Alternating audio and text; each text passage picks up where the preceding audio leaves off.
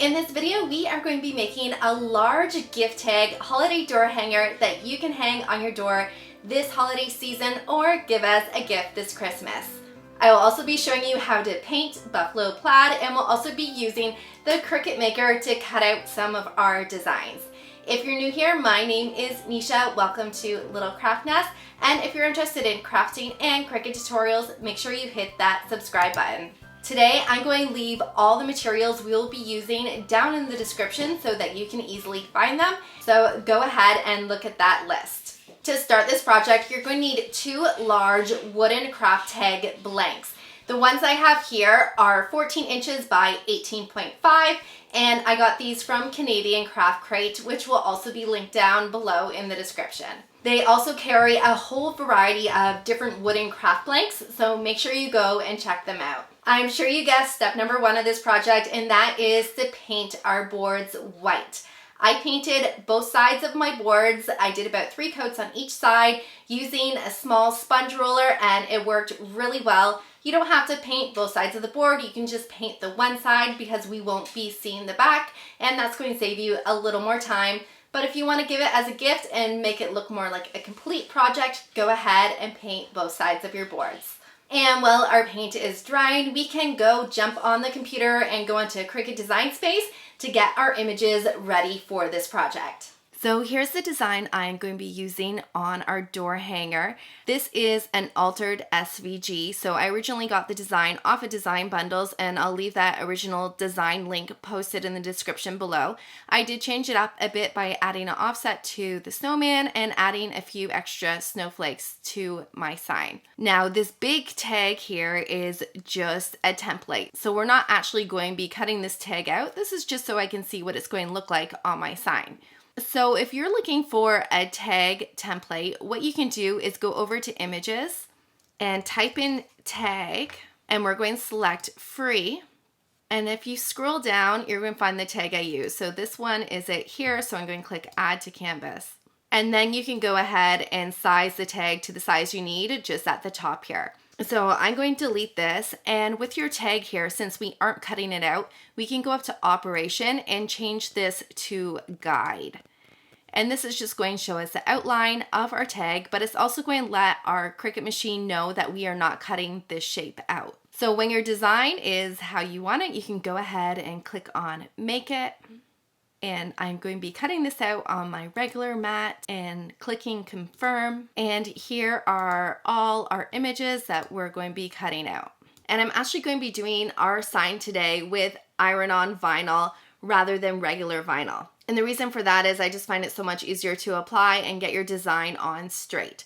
But because I'm using iron-on, we need to mirror our images. So under each mat, I'm going to click on mirror.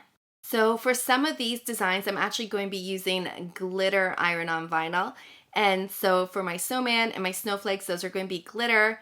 And then my black vinyl is just going to be regular black. And my orange is going to be regular orange.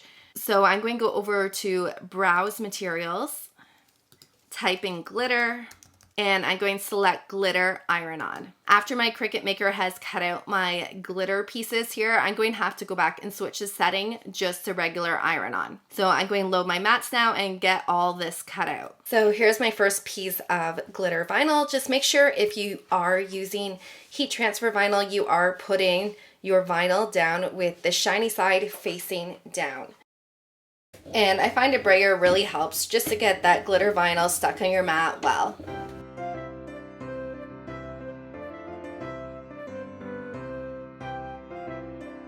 Once your designs are cut out, you can go ahead and weed out those designs, and then we can get back to painting. On one of these boards, we are going to do a buffalo plaid look. So you will need some masking tape or some painter's tape. Now, if you don't want any bleed marks, go ahead and use painter's tape and make sure you press down your tape really good. But if you want to go more with a bit of a rustic, not perfect kind of look and have a few bleed marks there, go with the masking tape and you might get a really neat finish. Today I chose to use masking tape. what you want to do is make straight lines with your tape. So I started at the bottom to guarantee a straight line, and then you're going to use a small piece of tape to place that above your first line, and that'll help you line up your next line. And you're going to keep repeating this process until your board is covered in stripes. Then grab some gray paint and paint those stripes. Make sure you're not putting your paint on too thick. You only need a thin layer and you only need one coat. When you're done painting your stripes, go ahead and peel off your tape and let that paint dry. And while that paint is drying, I'm going to grab my other board and a foam brush, and we're going to add a little rustic texture to this other board. So I'm using the same gray paint as before, and I'm almost dry brushing little stripes onto this board in a horizontal direction. There's no right or wrong way to make these distress marks. Just keep adding a few until you're happy with the way it looks. Once your other board dries, we are going to add some more tape to it. This time we will be adding our lines vertically instead of horizontally. Instead of starting at the edge this time, I decided to start in the middle so that all my lines would look centered. And then we're just going to do the same thing as before and get our vertical stripes all across the board. Once your tape is on, we are going to use the same gray paint as before, but this time we're going to add some black paint to it, just to make this color a little darker. When you're happy with the new color you've created, you can paint on those vertical lines. But this time we are not going to remove the tape. Keep the tape down, and when your paint is dry, we are going to be adding even more tape.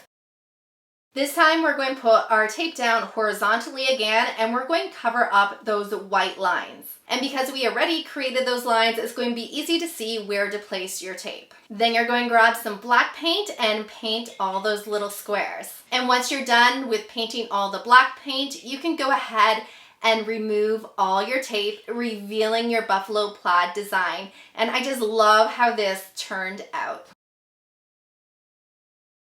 Now we can go back to our other board and apply our snowman design. I'm going to be using my Cricut Easy Press Mini to put our iron-on vinyl down on the board. The Cricut Heat Press Guide recommends putting our Easy Press Mini at medium heat, and we're going to press for 40 seconds with firm pressure. So we're going to start with our bottom layer, which is my snowman. I'm going to make sure it's centered and straight before pressing it down. And the great thing about using heat transfer vinyl is if you don't like where you put it, you can lift it up and move it over until you're happy with the location before you use your heat press to press down the design. I'm also using a piece of parchment paper on top of my design. This is going to protect my Easy Press Mini from getting any paint or anything else stuck to it.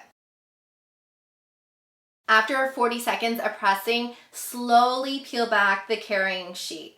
If you don't find your design is sticking to the board, just lay it back down again and press a little longer, maybe a little harder, and really get your design to stick on the board. Once your first layer is down, we can go ahead and add our glitter layer on top. One thing to know is you never want to put regular iron-on vinyl on top of glitter vinyl because that's going to create a lot of bumps in your design, but it's perfectly okay to put glitter heat transfer vinyl on top of your regular iron-on vinyl. I just love the look of this glitter. It looks so good on this sign. Now we can go ahead and add the carrot nose and all those snowflakes. For the snowflakes, I'm pressing them down in little sections just because there's so many of them. So I'm starting in this one little spot and pressing for 40 seconds while slowly moving around my mini press in this little area. And then I'm moving to the next spot and doing the next little section of snowflakes. It doesn't matter what temperature you peel the carrying sheet off,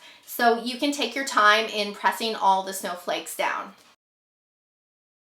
All these snowflakes are looking super cute, but I think it needs a little more distressing at the bottom. So I'm adding a little bit of paint to kind of create a snow line at the bottom underneath the snowman. Here are our two finished boards, and I just love how they turned out. So let's finish them off. I'm going to make a little rag bow to put on the top. So I'm cutting out some burlap ribbon at 9 inches, and I'm going to do 2 pieces of these. And then we're going to dovetail the ends by folding the ribbon in half and cutting a little triangle. Then I'm taking 3 strips of this buffalo plaid ribbon and I'm cutting these at 7 inches each, and we're also going to dovetail the ends of these as well. And then we just need a piece of hemp string to tie it all together. So now we're going to make little M folds in the center of the ribbons, and then I'm going to attach these 2 pieces together. I'm making a knot in the front and then I'm flipping my bow around, and we're also going to put a knot in the back. Now let's do the same thing with the rest of the ribbon. So we're going to pinch all our little buffalo plaid ribbons together, and then we're going to attach them to our other bow with that same string. So we're first going to put a knot in the front and then again at the back. And once you're done, you can attach your little bow to the top of your board. Now you may be wondering, how do you attach your 2 boards together so they don't fall apart when you're hanging it up on the door? I'm going to show you a trick for that. So line your boards up in the way you want them to look when they're hanging up, and then keeping them together, we're going to flip them upside down. Then draw a pencil line on the back of your one board so you know exactly where to line it up in a second. I'm using some craft foam tape, and we're just going to stick that on the back. I'm using 3 big pieces. You can decide how many pieces that you want to use for yours. And once those are in place, we're just going to turn our board around and line our board up with that line we made and push those 2 boards together. And that's it. However, you may still want to add some string or rope to the back so that you're able to hang up your beautiful door hanger. I hope you enjoyed today's project. If you have any questions, leave them in the comments. If you're interested in seeing how I made a wood round welcome sign, go ahead and check out this video here. Don't forget to hit that like button, and I hope to see you on more crafting adventures.